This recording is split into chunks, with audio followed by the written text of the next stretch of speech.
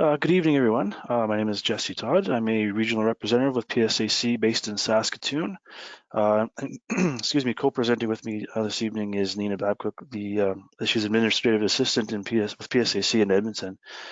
So we know we've had some beautiful weather in the prairies, and we really appreciate you taking a little bit of your time to join us tonight.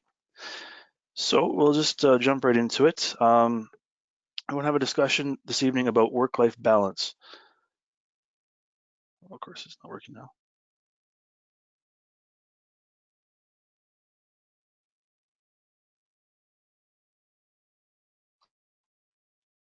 So Jesse, we can see your screen. We can see your slideshow presentation. I'm not sure what you're seeing. Did you freeze? Yeah. The webinar was taking over. Yeah, we're good to go. Okay. Okay. So what we're going to be discussing this evening, I guess we're going to define what work-life balance is. Kind of apply an actual definition to it. We're also going to be looking at the different challenges you might be facing in your workplace, in your home, and how we might achieve some of those balances we're looking for. In order to understand how you can do it on the work side of things, we're looking at your rights within the workplace. Has anything changed since COVID-19 has begun, or has it remained the same? We'll be looking at your responsibilities. You still have responsibilities as an employee. We'll be examining those in a little bit of detail. We'll also be looking at your employer's responsibilities, what they have to do to ensure your well-being working, whether it's at home or still in the physical work site. We'll also be looking at managing expectations, not just managing the expectations of the employer, but also managing your own expectations of yourself. After that, we'll be looking at tips and tricks and tools, and maybe some things you may have not have heard of or thought about that could help achieve that work-life balance. We also have a way of looking at prioritizing your work throughout the work week, which might be a helpful resource. And then we have a number of resources throughout this presentation, and we'll be examining those in a little bit of detail. And there also will be a handout supplied through this webinar that you can access that will have all the links for you. So what we're looking at here for a definition of a work-life balance, this is a term that's used to describe the balance that is found between the time you spend at work and the time you spend in other aspects of your life. In our normal everyday Canadian lives, the Canadian Mental Health Association indicates that 58% of Canadians report feeling overloaded with the many roles they're expected to fulfill. So at this point, we're going to take a poll and see how this may be affecting you.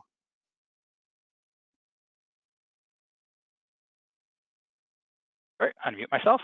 So the poll question that we've got up for you, and you can answer just by clicking on one of those options. How has your work-life balance changed during the pandemic? And you can select one. Has it improved? Has it gotten worse and more challenging? There's been no change? Or what's this balance thing I'm hearing about? I'll give you about 30 seconds to a minute to respond to the poll questions, and then we'll see what we get back for responses. Again, the question is, how has your work-life balance changed during the pandemic? Has it improved? Has it gotten worse and more challenging? Has there been no change? And then if you're totally confused about, what's this balance thing that we're talking about today? Okay, I will close the poll and see what we've cut back for responses. So 54% has said it's gotten worse and more challenging, which is one of the really good reasons why we're doing this webinar this evening.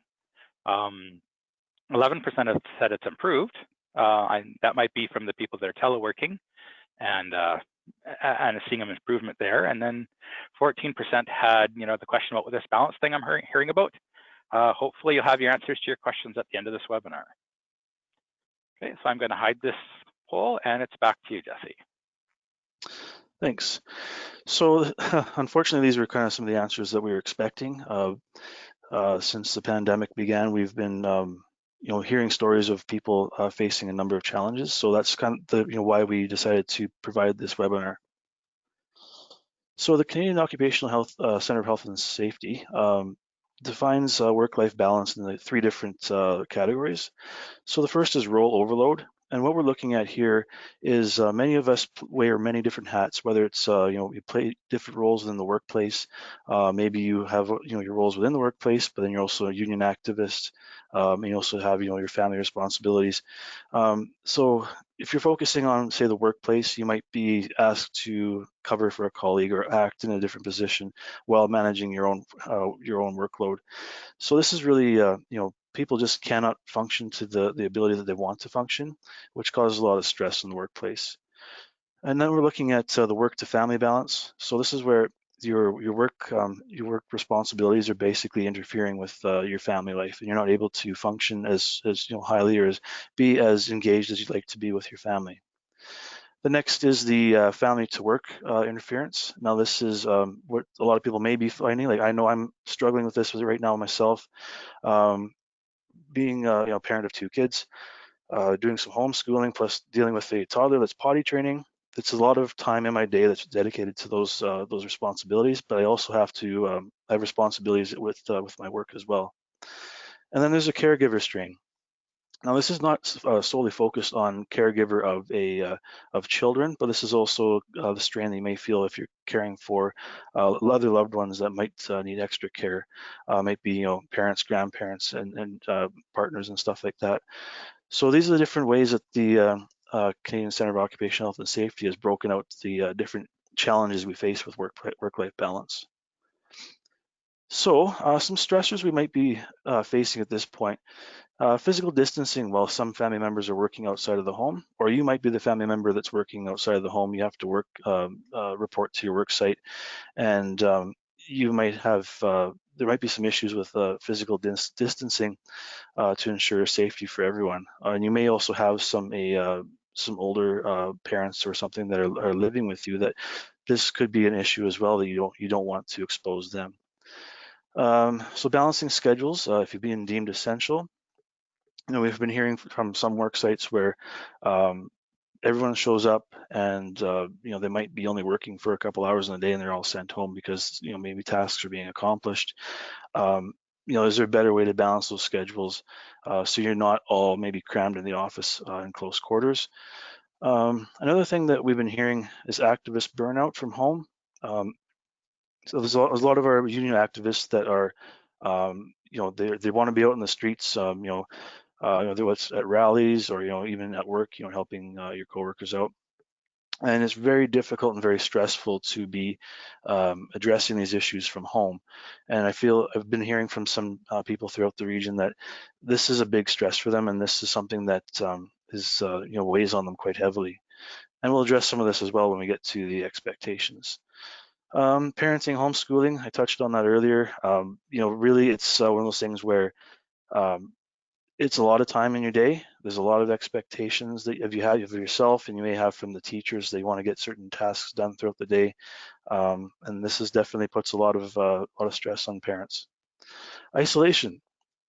You may be isolated entirely. You might be at home in a condo, by yourself and totally cut off from everyone else. And this is definitely a huge stress, and we'll be just discussing some different strategies in trying to address this, so you can actually feel like you still have that network. Employer expectations, like I mentioned before, these can place a lot of stress on your workload as you're doing it from home, or maybe you're doing it from the work site and trying to balance many tasks. As well as our members, they want to do a good job. They signed up for these jobs because they care. They care about the quality of work they're doing. And we feel that our members sometimes feel in these days they can't fully fulfill those expectations they have of themselves. So knowing your rights. So really, there's a few different categories here. One is, we have the rights as far as your collective agreements, your hours of work. You're still bound to those hours of work. You're not expected to work more just because you're working from home. And job security. There's also the grievance process that's a tool available to us if we need to pursue that. You're still entitled to leave provisions. Just because you're working from home doesn't mean that those things evaporate. As well as discrimination. There could be accommodation issues that are being refused, and those do fall under the discrimination side of things. So employer policies, these are still applicable even during the pandemic. There may be more policies been put in place in the last couple of months. So we have the Treasury Board policies, your harassment policies, National Joint Council, those types of things. So we also have health and safety legislation. That hasn't gone away just because we're in a pandemic. It's even more important now that we're in this situation. There's all types of things that we could be facing if you're working from home. It could be things like ergonomic issues. For those that are still reporting to the work sites, there could be PPP issues, the ability for proper distancing and those types of things. So these are things we need to keep on the front of our minds as far as not being afraid to speak up for those types of issues and fighting for those rights. So your responsibilities as an employee, as a member, you need to communicate with your managers. This is going to be repeated a few times throughout this presentation. Communication is going to be key because you're not seeing your managers and your supervisors on a daily basis. You need to be able to have that communication line open with them, whether it's checking in by phone, using Skype or whatever platform you use, emails, that type of thing. Make sure if there's any struggles that they're aware of that.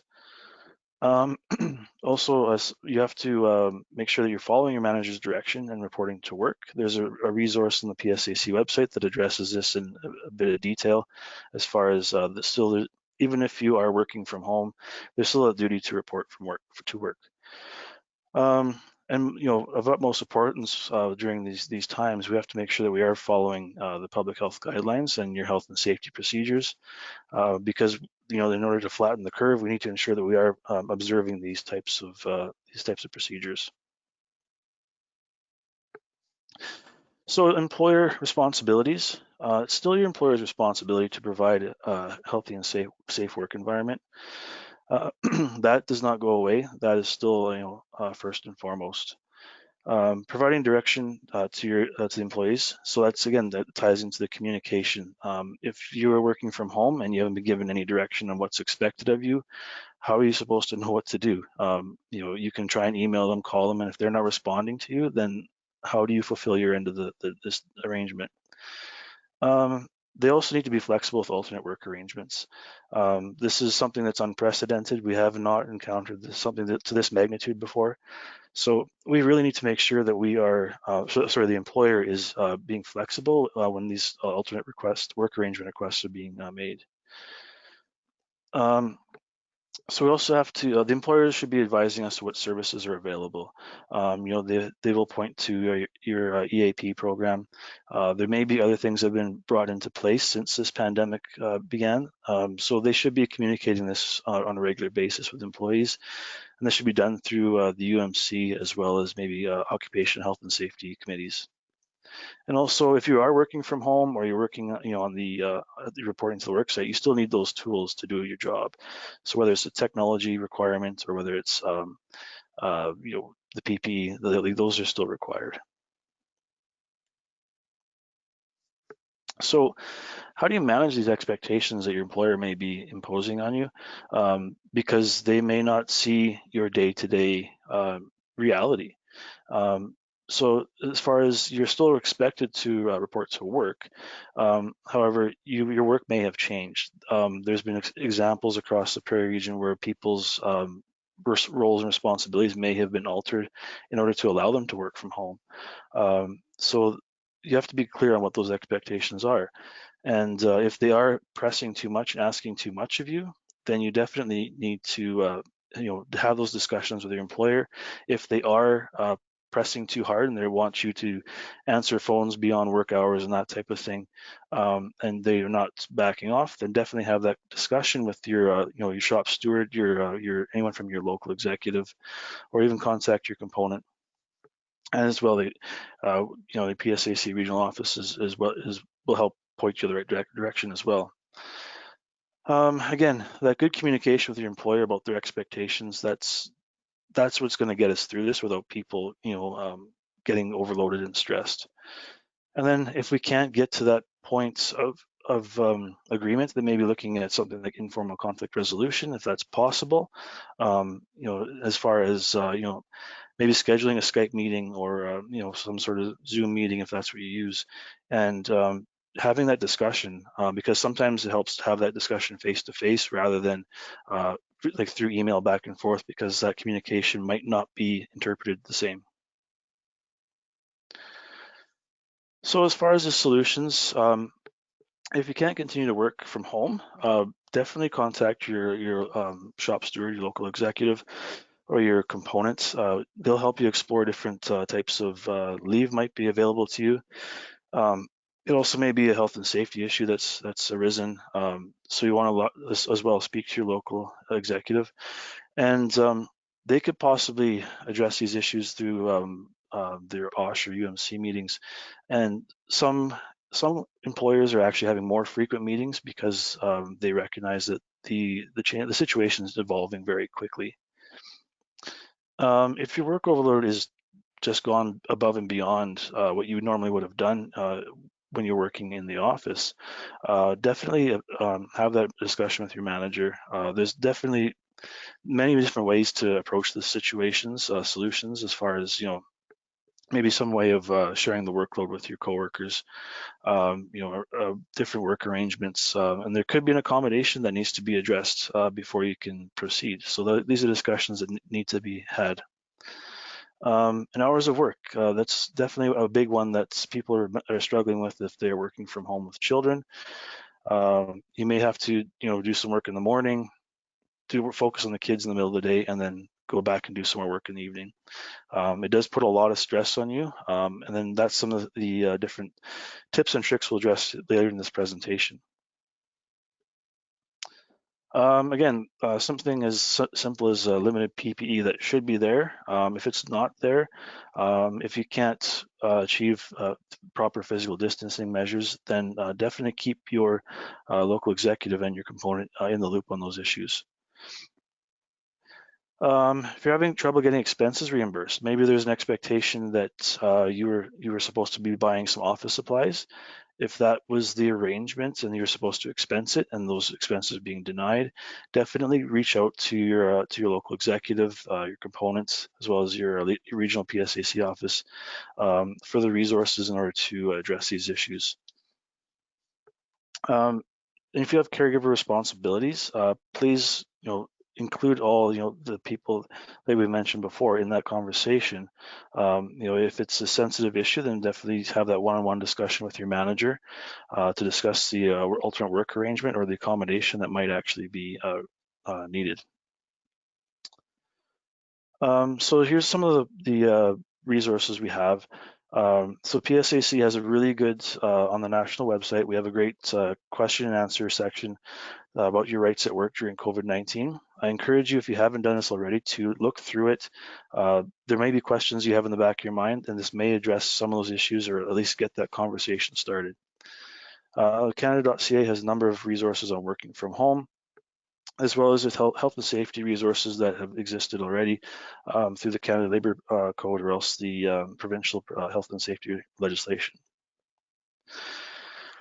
So if we've tried to achieve that informal conflict resolution and you're just not getting anywhere, obviously the grievance process is still a tool that's available to you. And I think that, we have to be also reasonable in understanding that they cannot be addressed maybe in the same time frames as they used to be, although we do have technology at our fingertips and we should be able to have the meetings and have the discussions in a timely manner. But if they're not addressed, in the immediate future for something that you want resolved, this is also an opportunity to have these things put in writing and kept, in writing as far as issues that could address, resolve a lot of these problems for a future pandemic. Heaven forbid this actually does happen again, but I think if we are prepared for something like this or, another type of emergency, I think having the grievance process, using that to make sure that we do resolve these issues for future emergencies is definitely very important. Again, if there's any issues, keep your local in the loop on these things, because if they don't know what's happening, they can't help resolve them. So definitely, as well as we've talked about communication with your employer, keep that communication open with your local. So accommodation requests. So if you require an accommodation for your hours of work due to your family status and your employer refuses, you do have the option to file a grievance. Now, this is something that has been, we fought this as far as a human rights complaint, and we won. This was something that actually was one of our members was CBSA. Excuse me. So I think that we've demonstrated that the employer still has the responsibility to accommodate us up to the point of undue hardship. So if you need a accommodation during this pandemic, definitely pursue that. Don't back down if your employer refuses, because we do have the tools available to address it. And definitely starting with your local executive and working through your components is the best avenue to do so. And I believe Clint had something to add. Yep. So thank you for that. So what I wanted to do, especially around the question around family status accommodation, not just for children, but for elder care, other sorts of care as well. The case that Jesse cited there, the Johnstone versus Canada decision, is really key when you're looking at family status accommodations. And I think that this might be an issue. I can see it happening where there's situations where people have to go back to work, their workplaces are reopening, but the schools aren't. So I think this might be a real situation that's come forward. So the case we always refer to is the Johnstone decision for a couple of reasons. Most importantly, it's a PSAC case and with the Government of Canada, so it covers off a number of our different workplaces.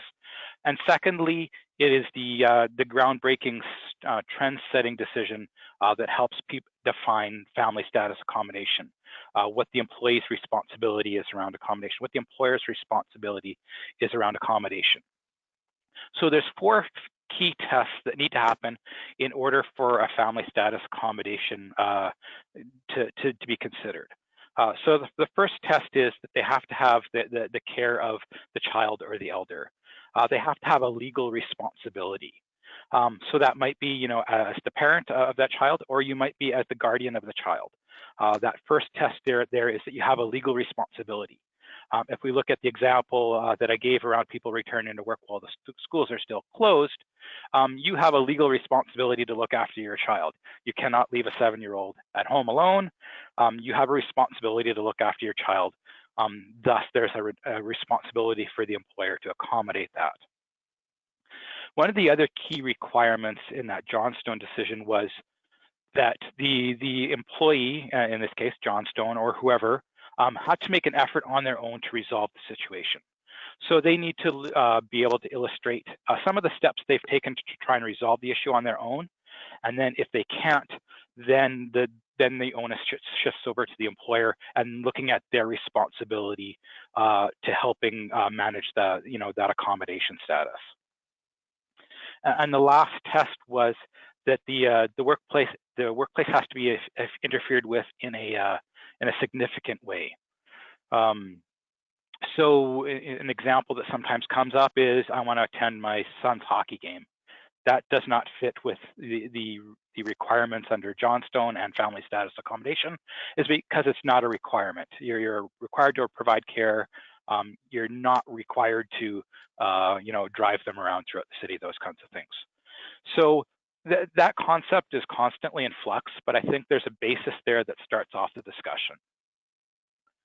So one thing I wanted to leave off at is in your handouts. So if you're on your phone or a tablet, there's an option where you can look at the handouts. There's 3 different handouts. One of them is the PSAC's duty to accommodate. Really good guide on questions and scenarios around the accommodation process, if that's what you need to explore. That answers a lot of questions, and it's a really good resource. So if you click on that right from the handout section, you will be able to download that right to your phone, right to your tablet, right to whatever you're working off of, and you've got a copy of that for reference later on. There's also a couple other handouts that we'll cover off at the end of the presentation, but it's a really good opportunity to have a tool that you can take back to the workplace for, not just for the family status accommodations, but any sort of accommodation that's required. So I think the plan is to turn things over to Nina. Yes, no, yeah. Yeah, take it away. Yeah, so I just want to thank Jesse for taking us through and giving us a bit of an understanding about work-life balance, what it is, some of the stressors and challenges you might be facing, and also providing us with some solutions that allow us to take back a little bit of power around our working lives. Because that is so very important.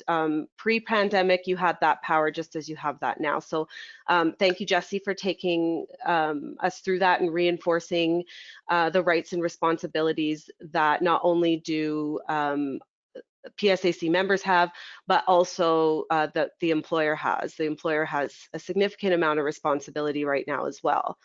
And so I'm here to take you through. My name's Nina Babcock, and Jesse introduced me in the beginning, and I was very excited to come on board and want to thank Jesse for extending that invite to me to talk about some tips, tricks, and tools about working from home and balancing your life with your family obligations and whatever other aspects of your life you might have that are now all meshed together. And so I'm going to start by, I also have 3 children as well. So I'm very understanding of the challenges. I have a 10-year-old, an 8-year-old, and a 4-year-old. So I also have the challenge of homeschooling as well. And so this is not a one-size-fit-all, and I do want to kind of start off by saying that this is by no means, there is no one recipe for success for this. It's very much based on your circumstance and the things that you are going through. So I've read a lot of words of encouragement. If you're on any social medias, you probably heard this as well, that, you know, we're all in the same storm, but we're in different boats. Whereas depending on what you have going on in your life, this may take a completely different turn for you. So these tips, tricks, and tools can be adapted to however you can make them work for you and your family. And hopefully you find something in here that might shed a little bit of light on how you can find that work-life balance or work towards it. Because, I mean, let's face it, this is new for all of us. It's not something that has come easily for us, that, you know, the flexibility to go from a very routine life to something that is so not routine for us and not something we face daily. It has been very challenging, I'm sure, for most people. So as I go through this, there will be some stuff that I'm going to go through in more in depth, so I won't necessarily go through each of these boxes on here in great detail. But the first thing I wanted to start with is the importance of having a dedicated space. So that means a place, and I know that that can be difficult depending on what boat you're in. Your boat might have an entire family in it. It might have roommates. You might have parents living with you, you know, animals. You may have a lot of space. You may have very little space. But finding that dedicated space and getting creative to find it is very important. So, I mean, I have seen folks set up space in their garage just to have their own space. And, you know, that may be something that you have to do to find that space. So you want to keep all of your work things in one area, not to have them, you know, all over the house, or you've got one spot that you do this and one spot that you do that, unless it's working for you. If it's working for you, don't change it. But the dedicated space is really, really important, because you'll probably be doing a lot of virtual calls and things like that through work. So having that dedicated space will help you get through your workday a lot more smoothly. And Jesse touched on this a little bit about technology and tech support. That is also very, very important. So making sure that you have the tools that you need to get through your workday. So doing an assessment of that, what do I need, or what do I currently have that I might still need? And so that is something you should definitely approach your employer about if you don't have everything that you need in your workplace, or for your workplace at home, in order to fulfill your responsibilities and duties for work. And they should be fairly flexible in providing that, and they do have a responsibility to make sure that you're able to work from home as they've asked you to do. And so the other thing is comfort is key. So You want to be comfortable in your space. You want to make that space your own.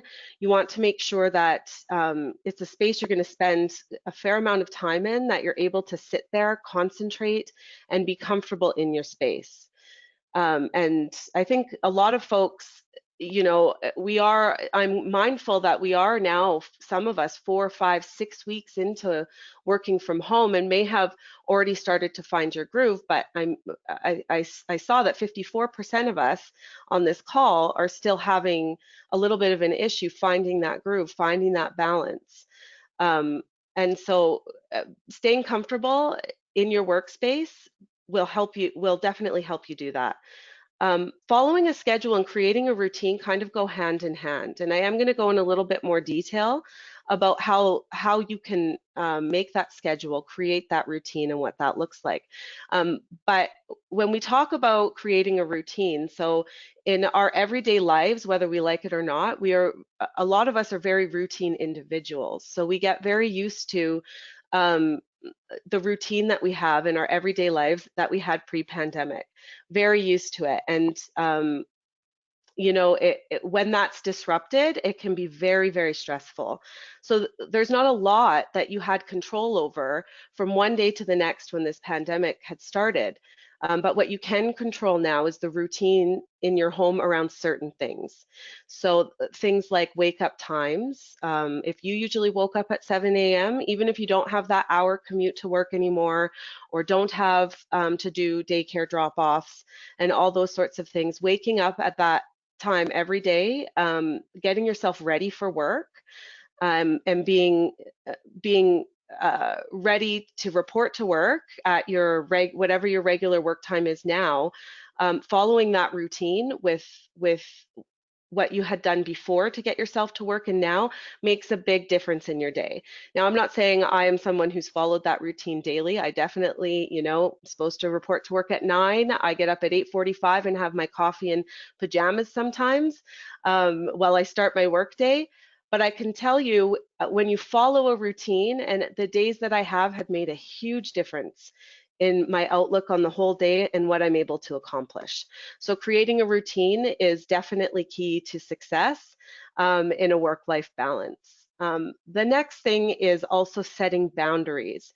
So it's very, very important to set boundaries with your family and also your colleagues and your coworkers. So you want to have those conversations with your family about what your work time is, what that looks like for you, and that your work time is your work time, and then let them know that yes, there will be family time. I will have time, and this is when that time will be for family and for you. So setting those boundaries in that way, and then also setting those boundaries at work as well. So, and this is where, you know, there's a whole box, you know, 4 more ahead where we talk about communication, but setting those boundaries and communicating that information to people that you work with, including your managers, will make a huge difference in your work-life balance. And for the most part, I think most of us are feeling that respectful of those boundaries. I know I don't have any coworkers who are not respectable or who do not respect my boundaries with my kids. And sometimes, like, they're not here, they're in the basement right now, but you know, they will, no matter what, which is why 2 ahead, be flexible, where they will interrupt your work. They will come up, they'll interrupt. And so it's also in setting those boundaries, you should have it like a sign for your kids, like stop, not right now, or no, can't bug mommy right now. Have that sign and discuss that with them. If I do that, you're to walk away unless it's an emergency. So setting those boundaries is very, very important. The other thing that you want to do is make sure you take your breaks. So that you had breaks pre-pandemic through your workday. You should take your breaks and your lunch while working from home. Very, very important. And I know a lot of people have gotten creative with their breaks and trying to create a sense of normalcy pre-pandemic where they have virtual coffee breaks. So your breaks depending on what boat you're in, might look different. So you may have virtual coffee breaks, but you may choose to take that time to spend it with family, to get caught up on other things in your house that you need to do. Either way, it is a very important self-care, part of the self-care process is to take your breaks, more now than ever. So if you have any, creative suggestions too for virtual coffee breaks or anything that you've been doing on your breaks, I know it'd be really cool if you could share that with your regional office as well. We're always looking in our workplace on how to get creative with our breaks and how to connect virtually. So be flexible. So I know that's kind of, counterintuitive to saying follow a schedule, create a routine. But if there's anything that this has taught us, it's that, what, we can have a plan one day and the next day we have to be very flexible with that plan. So it's good to have the schedule, it's good to have the routine, but it's also important to know that there are things that are going to happen during this time and in your life with all the stressors and challenges that are going to bend that plan a little bit and that your schedule might extend into another day. So we'll talk about that a little bit later. Very important to understand your employer's expectations. So it's okay. You want to communicate to them the things that you need to do your work, but you also need to understand clearly what's expected of you so that you can very clearly communicate back to them, okay, so this is what I normally do with my work, this is what the expectations are, but this is how my work has changed, which make it a little bit more difficult for me to do that. So having those conversations to find solutions is also very important. Communicate, again, I think I've gone through that enough, so I won't do a whole other extended long version of how important it is to communicate. Keep children entertained. So when it comes to keeping children entertained, it depends on the age of the child. So if you have toddlers, how you keep them entertained will be different than how you keep a middle school child entertained or how you keep a teenager entertained. So the important thing is to look at your family unit and you know your children and you know what kinds of things you can do to keep them entertained during that time. But the most important thing is that you use the time that they're entertained to do the things and get some priorities done that you need to get done. For example, a toddler when they're napping, I know Jesse has taken calls and planned calls around his toddler's naps, which works really well for him, and also the math time for his other child. So I know part of that is about preparation. So being prepared and taking the time in advance to your work week to plan some activities for your kids. Also, if you have multiple children and an older child, you can definitely have the older child take a little bit of responsibility on and entertaining younger children as well. I found that useful in my house. My 10-year-old may not always be thrilled about it, but he's been very helpful, and it has definitely allowed me to do a lot more than I would have otherwise. So the final piece is to prioritize. So it's very important to know exactly what your priorities are. So once you figure out what your priorities are, then you can start following a schedule, building a routine around those priorities. Identifying the priorities are key. So are dishes a priority over a work deadline? Probably not. So, like you're gonna have to kind of look at your priorities and you're gonna have to prioritize and set things aside that are not necessarily a priority during this time, just to find that balance between the most important things in your life right now. So next slide, Jesse. So these are my priorities that I kind of mapped out, but you might do something similar. And if this was working how I wanted it to, the work priority would be up there at the same level as, childcare and self-care. Like not any one of these priorities am I saying is any more important than the other. But this was just to identify the important things that you have in your life, and all of the things, and as Jesse said earlier, all of the roles that you're supposed to play. So for example, you might have work, you might have childcare. Within that childcare, you might have homeschooling. See, look at this was not supposed to happen. This is my no sign. Family time and housework.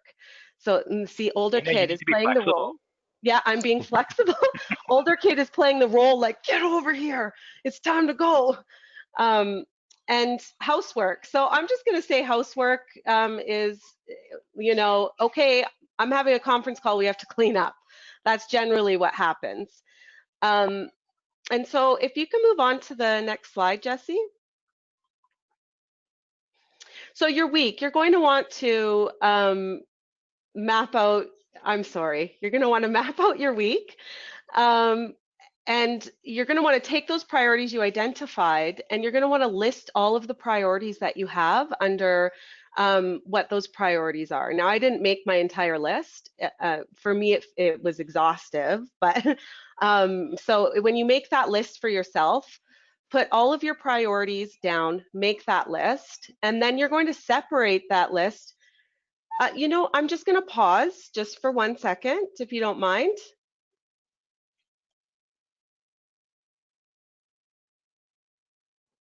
But Jesse, you're still on camera. Would you like to entertain us for a moment while we? Sure. So, yeah, like Nina was saying, your priorities could be, a number of different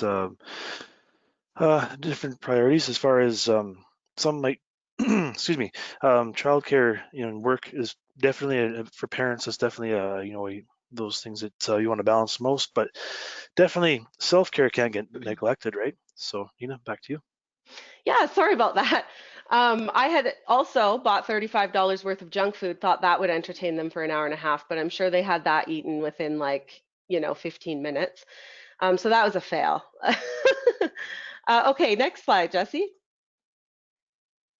Okay, so your days. So once you've mapped your priorities out for your entire week, and I suggest you do that on a weekly basis. Don't try and get too far ahead because the flexibility piece will have to play a role in that.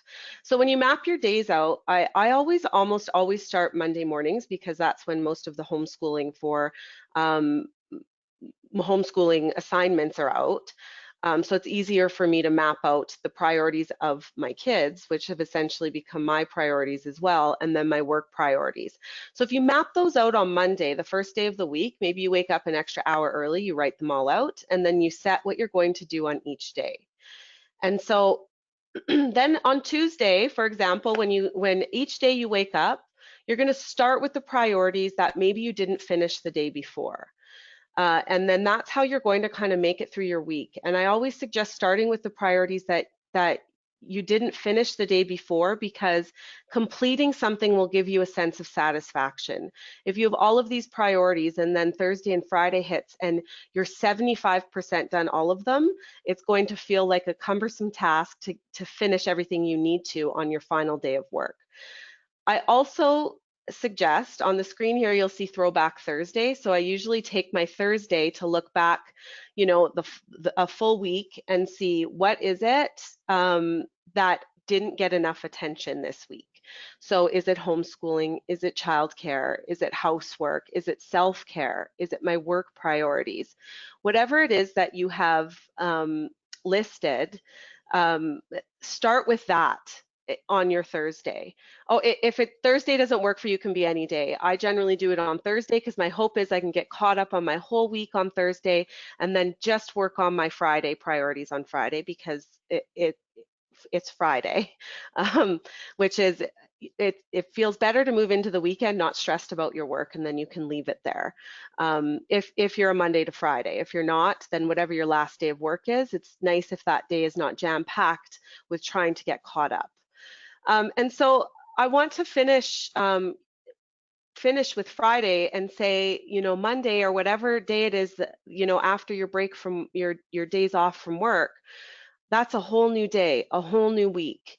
And so if you don't get to every single task that week, Monday is a whole new day. And it also very important, and I want to can't reiterate this enough, and this comes from definitely something that I had to come to terms with, is that this is not a test. This is not a test where we are being tested on our skills to get through a pandemic. This is not a reality show. This is not, there's no winners at the end. We all have a responsibility to do what we can during this time and take care of ourselves. So finding that work-life balance will help you get towards that. But if ever there was a time where we trusted ourselves, trusted our coworkers, set our judgments aside, and focused on the things that need to get done, it would be now. So I do want to just leave that slide at that and just say, like, do your best to get through the week, but there's always another day.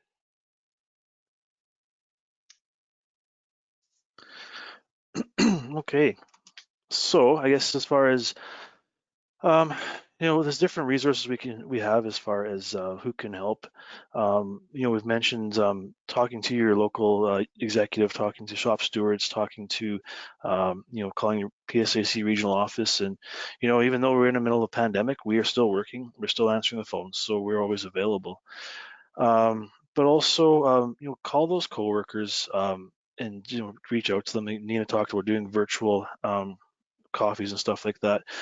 But just checking in too, right? And saying, can I help? How are you doing? Can you want to hang out and video chat, or do you want to, is there anything bothering you? And I think it's ensuring that people know it's okay to say that they're not okay. And I think that's an important thing, because I think people get isolated in their little bubbles and they think, I'm the only one feeling like this. No, like we all have our own issues we're facing right now.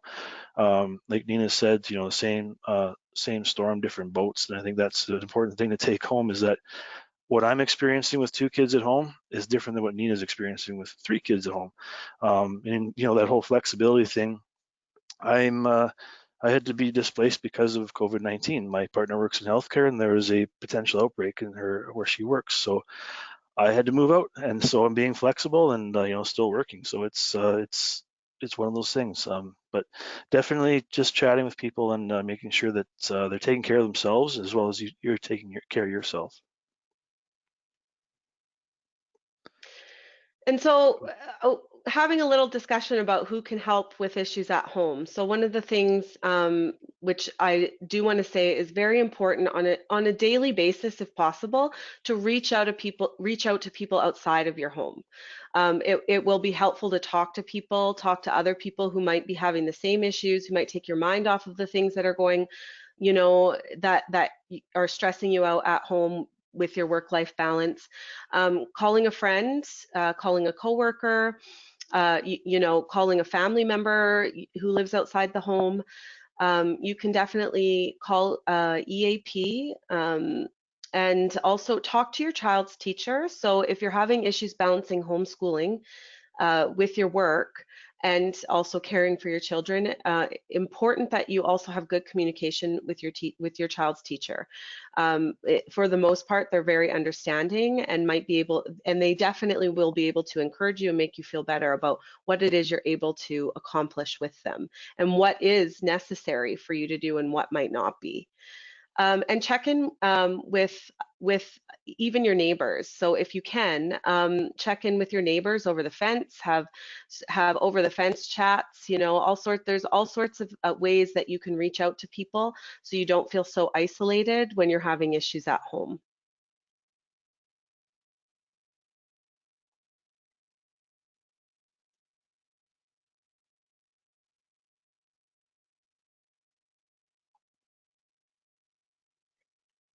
Next slide, Jesse. Sorry, we've just frozen here. I was like, I see your mouse moving, but sorry,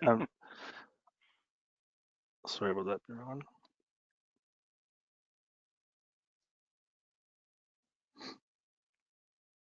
So while you're working on that, Jesse, I'll take the opportunity to highlight some of the handouts that are available.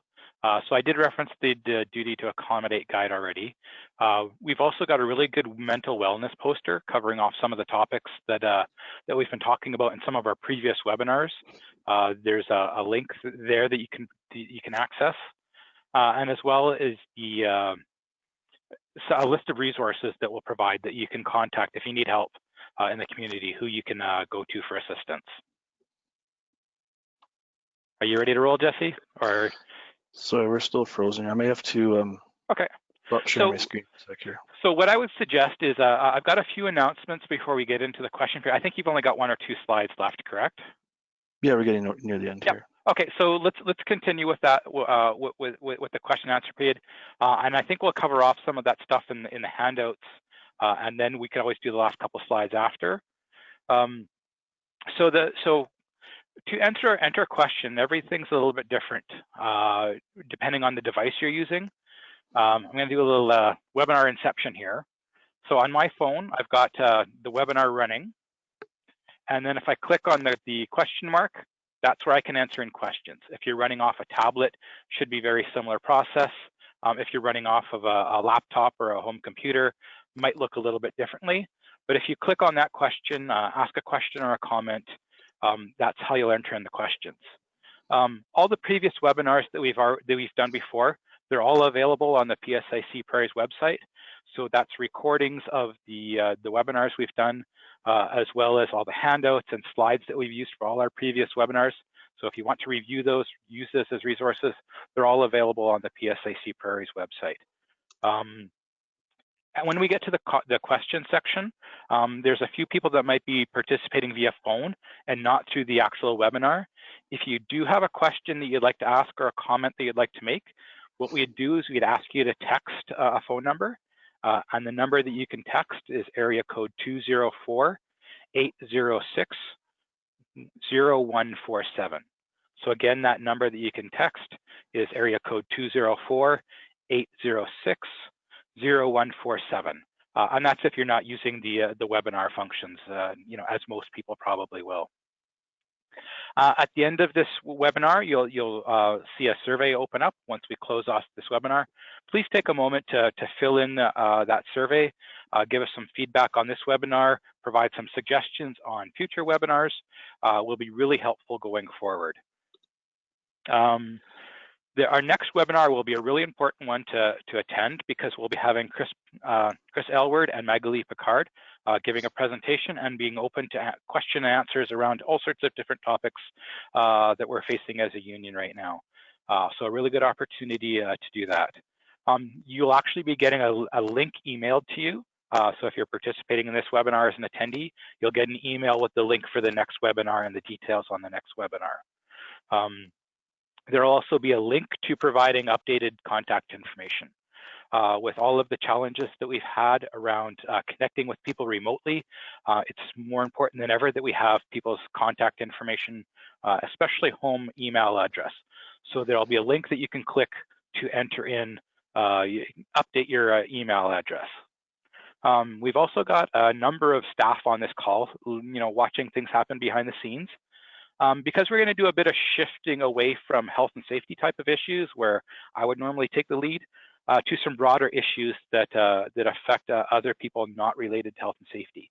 So we're going to give some regional representatives an opportunity to take part in these webinars, lead these webinars, schedule these webinars going forward. So in the near future, I would hopefully, by early next week at the latest, there'll be a list of all the different webinars that will be available in the Prairie region, that'll be available, list them all to the end of June kind of thing. So you'll be able to pick and choose the webinars that you would like, and you'll know, weeks or a month in advance, for example, what's coming up and what you'd like to attend. With that, it looks like Jesse, you're ready to roll. Yeah, we're back. Sorry about that, everyone. So I guess we also want to talk about who you can turn to within your community, and we also want to recognize the fact that being able to self-isolate, homeschool, manage all these different things from work, there is a bit of privilege that comes with that. Having those resources available, it does come from a bit of a privileged position at times. Having technology at your fingertips, if you have tablets and whatnot for homeschooling the kids, but not everyone has that. They may have, or you may not have say a partner to help carry the load.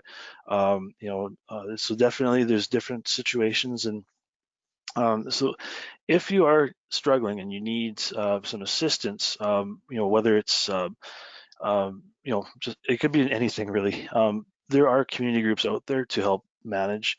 The United Way in your city is definitely a good place to turn as far as they can connect you with different groups to help assist with whatever the situation may be. And 211, each province within the prairies has their own 211 website, and there's a multitude of different resources there that you can tap into in order to overcome whatever obstacles might be in your way. So again, just to remind you that we're all in this together, and there's different ways that we can navigate through these difficult times. So we want to leave you with some encouragement, because we've talked a lot about challenges and, some things that might be, people might be getting down about. And, I think that really we want to focus on some of the positives, and, we will get through this. And, one is from the clerk of the Privy Council. And I think, the key takeaway from this quote is he says in the middle, don't feel guilty. And I think that's really something that we need to take away, is that we've all got our different experiences. We're managing different levels of stress and different workloads.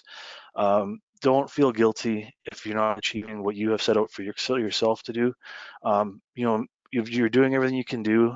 We know our members are they want to do the best job they can. So again, just don't feel like you have to carry this alone. You can always reach out to friends and family, as well as your colleagues, as well as Chris Aylward has. He's really talked about at this time of exceptional solidarity, and our members are in all-out fight to ensure Canada and Canadians are safe and supported, and we will get through this. And then again, we have some of our political leaders that they're recognizing the work that's being done, and we want to do our best, and we want to work together to help each other, pick each other up instead of dragging each other down. So I think that's positive things that we want to encourage each other to do. Again, and being as flexible as possible. We really want the government of Canada has tried to indicate they want to be as flexible as possible. So I guess I'd encourage you to say to your manager, if they are not being flexible, point to something like this quote from the Treasury Board president. They are making that commitment, so we need to hold them to it, and ensure that we are encouraging each other to stand up and fight for our rights. As far as even though we're working at home or whatever our work situation may be, we still have rights as workers. So let's hold them accountable and make sure that we are as flexible as possible. And with that, I believe Marianne might have some comments.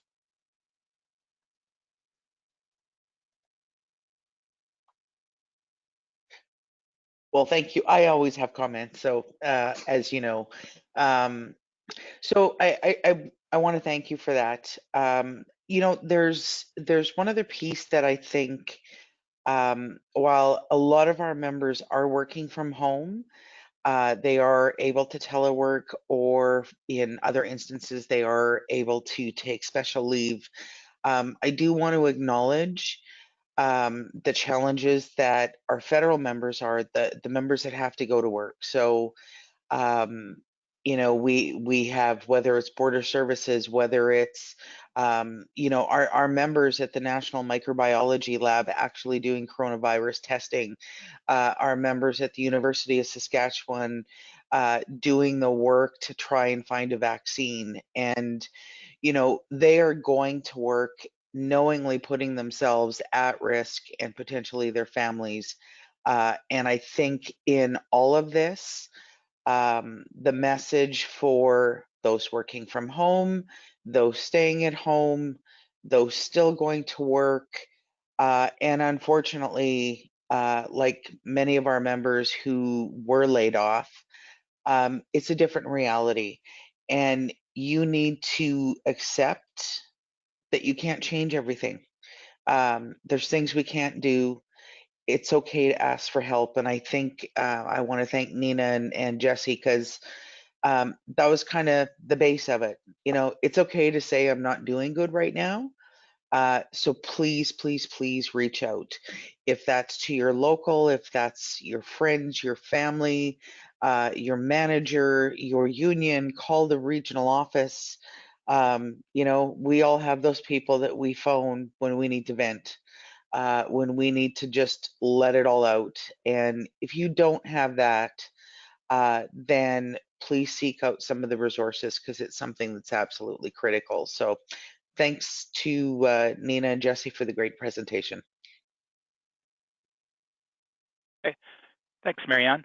So what we'll do is we'll open up to questions. Again, if you're taking part via phone, we've got that text number to send your questions into. I'm noticing a few people with their hands up.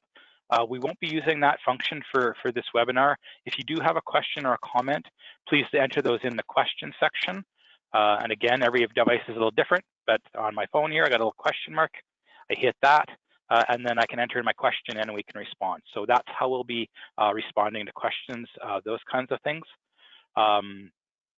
So if you've got any questions or comments, fire away. This is your opportunity to share your thoughts. And I will turn the microphone and control over to O'Neill and Lindsay, who have been monitoring the questions that have been coming into this point. Okay, we do have a question that refers to handouts. Okay, yeah, I think I saw that one. So the question is, you know, where are the handouts? If I'm looking at my phone here again, there's a little icon with a paper folded up. If I click on that, can't really see it that well, but there's the 3 PDF files that we've added on. If you're having trouble connecting that way, you know, through your device or anything like that, just a reminder that the slide presentation, the recording of this webinar, and the handouts that are available will also be available on the PSAC Prairie's website for download, for sharing, to use as a resource. So if you're having any technical difficulties seeing those handouts, they will be available on the Prairie's website.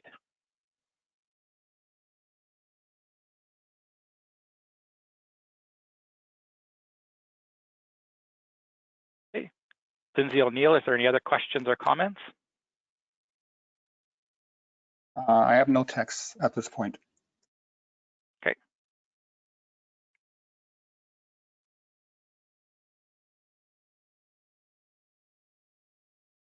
O'Neill, are you with us?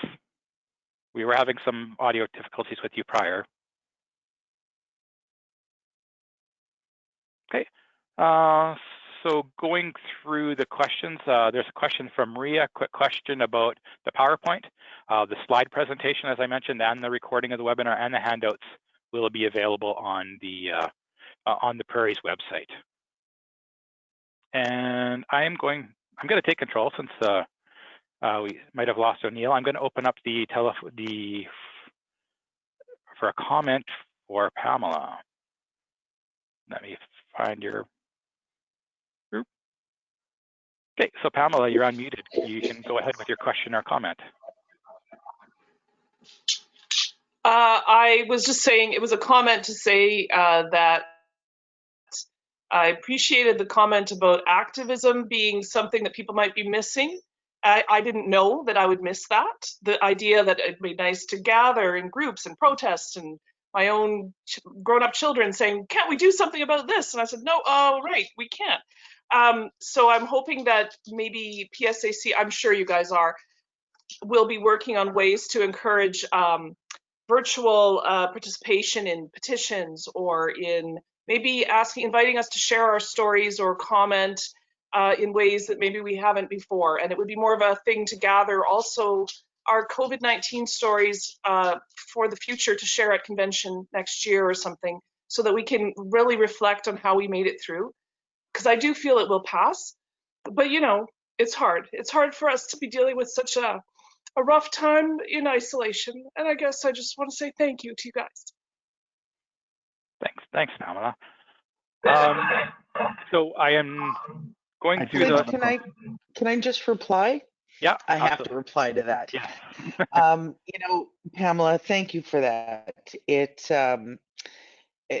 it really, for those union activists who are connected in a whole lot of different groups. So, yes, I'm connected with PSAC, but I'm connected with other unions. I'm connected with charities. I'm connected with community groups. I'm connected with political parties.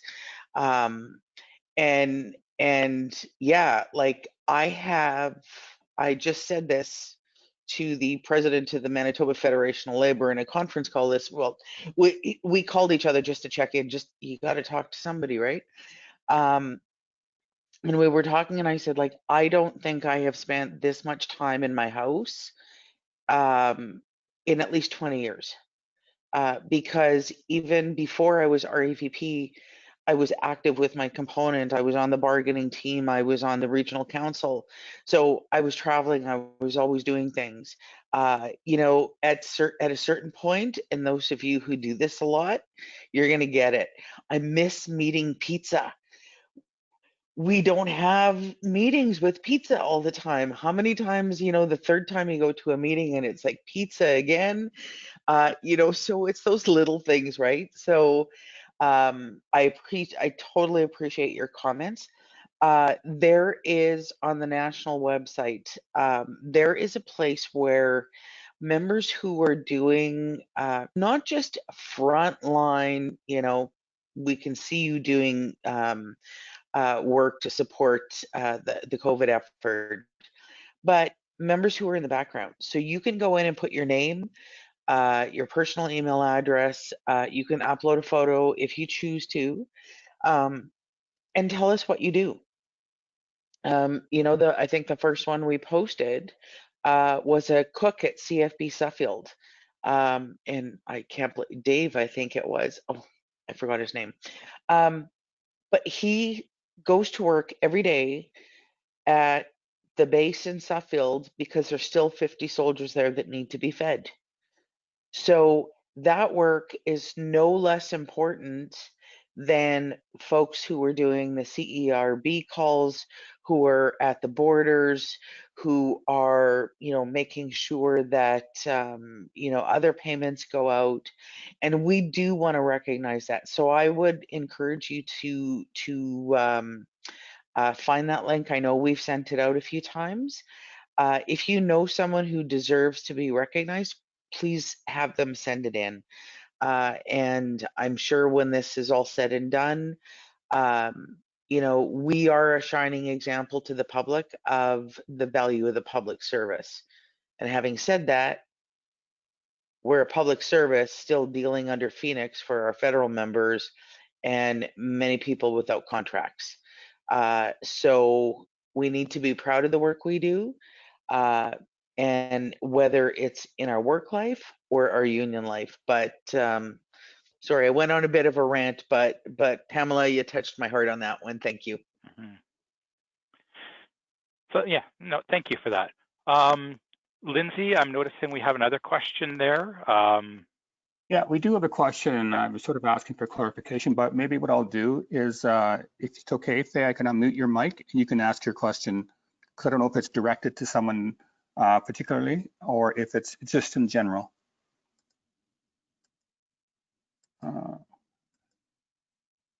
Can't unmute you. And that was for Faye, right?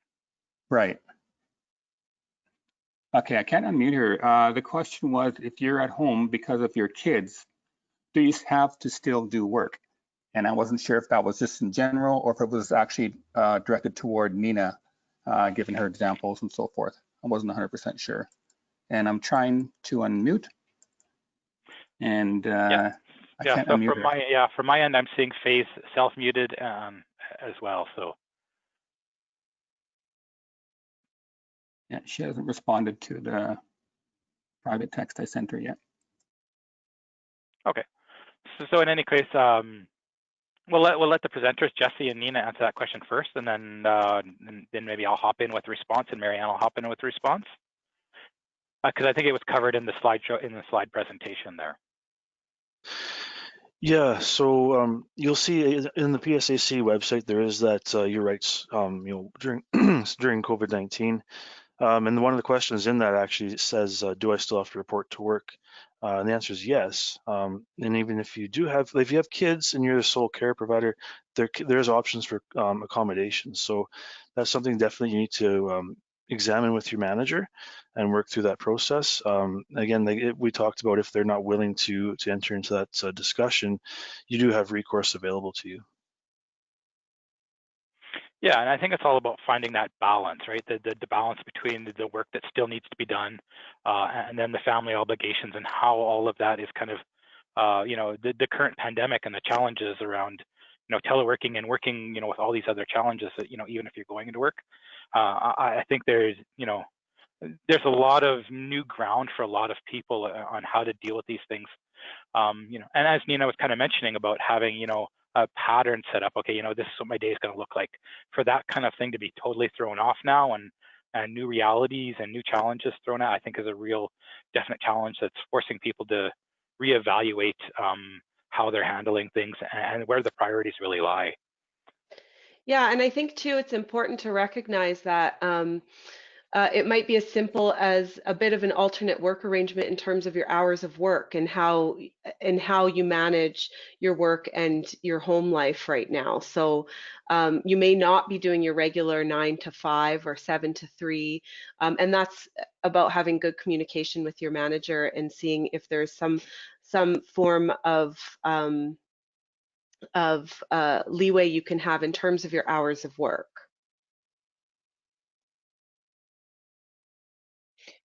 Yeah, if I can just add to that. So I think the one thing that we have to recognize is that we have over 3 different collective agreements within PSAC. So, you know, before, if you're in the federal government, there's certain policies about being able to get wage continuation if you have preschool children or school age children and they can't go. But as Clint said earlier, like, you have to do what you can to try and mitigate that before you can be put on 699 leave. But let's keep in mind, there's a lot of employers that don't have that. So I just, when you go talk to your manager, please make sure and talk to your union.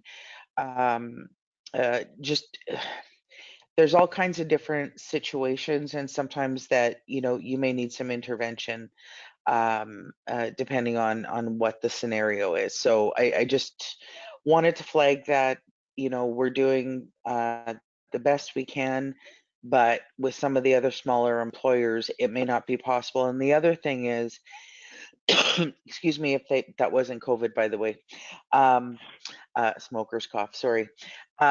They that in some places they are trying to take daytime workers and make them into shift workers. That is a no-no. Like if they want you to suddenly work at night, then you need to talk to your union reps, because that's something we're pushing back on.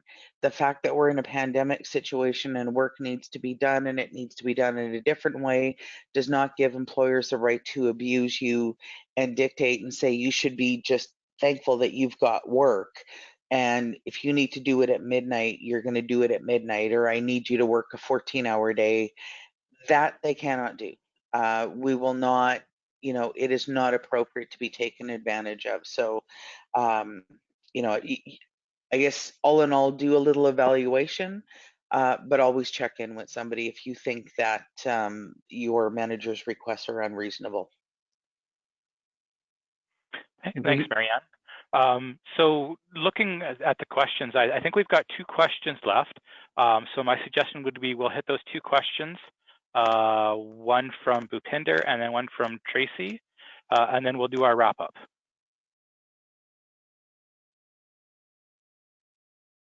So Lindsay, do you mind unmuting Bhupinder for his question? I'll start with Bhupinder. And the question was, could these sessions be scheduled / available to certain workplace teams upon request? Yeah, so looking at this question, I think there's a couple different opportunities. One would be because these webinars are being recorded, absolutely feel free to share. and distribute however you want. If it's something that, you know, the workplace you think needs to, you know, hear the messaging on, absolutely share all the information that we've provided, whether that's the recording, whether that's the handout, whether that's the slides. There's opportunities to share and distribute that as you see fit. The more people that get that information, the better.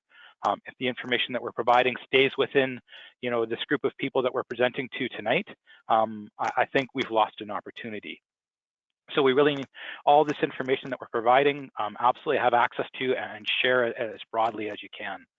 The second part of the question is, you know, doing this in a like an actual presentation in a workplace. What I would suggest is if you talk to your PSAC regional office, along with your component on discussing options for doing maybe a lunch and learn or a presentation work for the Workplace Health and Safety Committee.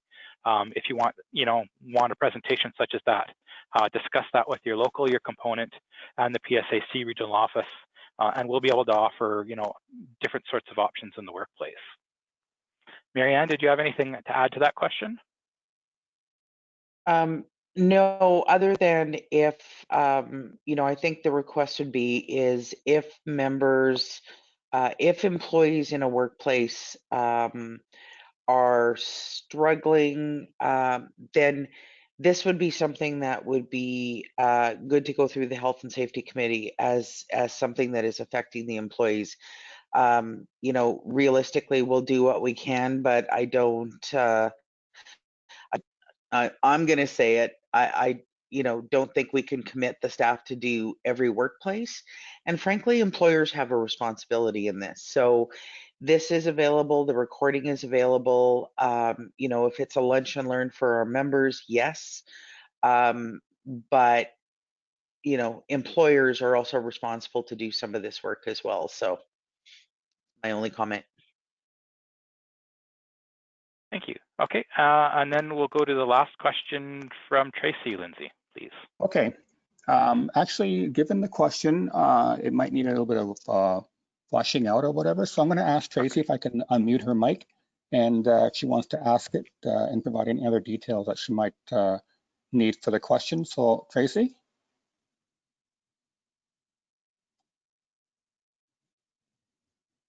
I've unmuted your mic.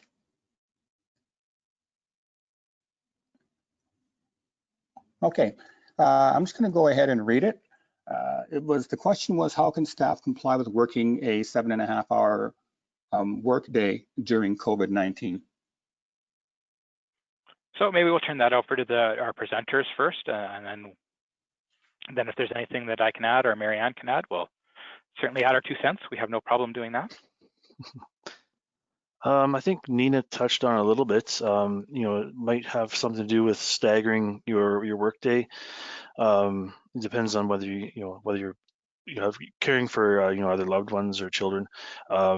So for myself, sometimes depending on what's happening in the day, I may have to start earlier and then take a bit of a break to deal with the homeschooling, and then, you know, continue with the rest of my workday after that. So it does put a lot of stress on you throughout the day to get a lot done in a short period of time. So yeah, my 7.5-hour work day might look like, you know, a few hours in the morning, and all of a sudden at 10 o'clock I take a break to do some schoolwork for a couple hours, and then I make that up at the end of the day.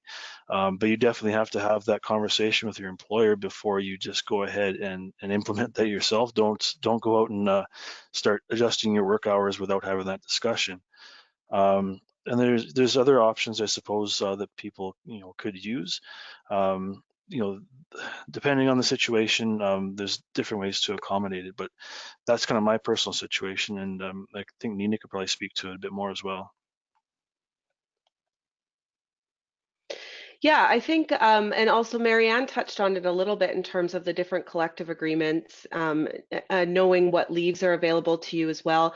Sometimes it may not be possible for you to meet the expectations of your employer and your family obligations. So as Jesse touched on early on in our presentation, to talk about accommodation process, looking for an accommodation, looking at what's available in terms of federal benefits that have come out you know, it's all dependent on where you're working, who your manager is, what department you're in, all those sorts of things, the conversations and the comfort level you have with your manager, and really prioritizing your work as well, like I said. So you have to look at what exactly it is that is a priority for you to complete in that week and then that day in a whole. And I mean, sometimes it's not at all 100% manageable, especially right now when, I mean, quite frankly, your 7.5 hours are usually dedicated to sitting at your desk at work. And now you're not caring for your kids or homeschooling while you're there, right? So it's fairly easy in pre-pandemic to get those 7.5 hours in, but it is a lot more difficult when you're at home having to care for and homeschool children. So it's definitely something I would suggest talking to your local union representative about if you're struggling to meet your manager's expectations, to maybe have that conversation about what is available to you and how you can make this work for you and your family. Thanks, Nina. So they're going through the questions. There's one comment that has to do with personal medical information. So I'm going to answer the question generally. So the question is around if somebody has an accommodation need. The basic way to approach that, in my opinion, would be to first get your doctor's information to get their opinion on whether you can work or not work, and then supply that to the employer. So there's a specific process around the accommodation. If you look at the handout around the duty to accommodate, it covers all sorts of accommodations. So it could be physical limitations, it could be other disabilities, as well as what we referenced in the family status accommodation. So a really good guide, if you've got a question around accommodation, working, not working, needing time off, refer to that document. It'll be really helpful to use as a reference. If you do have questions afterwards, contact your local, contact your component, contact your PSAC regional office, and we'll be able to help you individually work through those specific issues. Just a couple notes before I turn it over to Marianne for her last words, as we always do. Just a reminder of our next webinar next Thursday with Chris and Magali. Excellent opportunity to hear information right from the source and fire away with the questions. I am sure that they'll be prepared for all sorts of questions, and those will have an interactive forum for that as well. Reminder about the survey, please take the opportunity once this webinar is over or once you've received the email around responding to those survey questions. And then as well, be sure to check the PSAC Prairie's website for the handouts, for the recordings, for the slides of all the webinars that we've done, and as well checking back to see what the list is of all the different webinars we'll be offering over the next 2 months. So with that, personally, I want to thank you for giving up an hour, hour and a half of your time on a Thursday evening to hear us. Hopefully we've provided a lot of useful information and practical information that you can take and apply back to your workplace and your own personal situations. So thank you very much for attending, and I'm going to turn it over to Marianne for last comments. Perfect. Thank you, Clint. We're just like getting this down to a science now. We're doing pretty good timing wise now, yeah. I know. See, and I'm moving in different places in the house. I'm trying to find a spot, you know, just so you're not looking at the same thing every time, just to jazz it up, right? So first of all, again, thank you to all the staff. You know, there's it takes a lot to get these organized and prepared. And you know, the one thing that we have in the prairies is we love to talk to each other. We like to stay in touch. And so the staff have been fabulous. As Clint mentioned, everyone is taking turns to do a weekly webinar, and we have them booked up to the end of June. Next week is a special webinar. It's a Prairies exclusive. We will have National President Chris Elward and National Executive Vice President Magali Picard. And, you know, both of them have said to me, we've talked as an executive and said, you know, we miss talking to members. We were thinking we were going into national strike votes, and all of a sudden it's like everything just shut down and we're at home, and that's difficult. for union activists. So they are truly looking forward to it. So they'll give you, be a bit of an opening comment. But it really is an opportunity for Prairies members to ask questions and get updates on things that they've been wondering about. And I think just a great opportunity for us to all catch up. So thank you to everyone for spending your evening with us. Please go check the Prairies website. All the materials will be there. Share the videos. The registration for next week's webinar will be posted on social media tomorrow morning. And I want to thank everyone and have a great evening.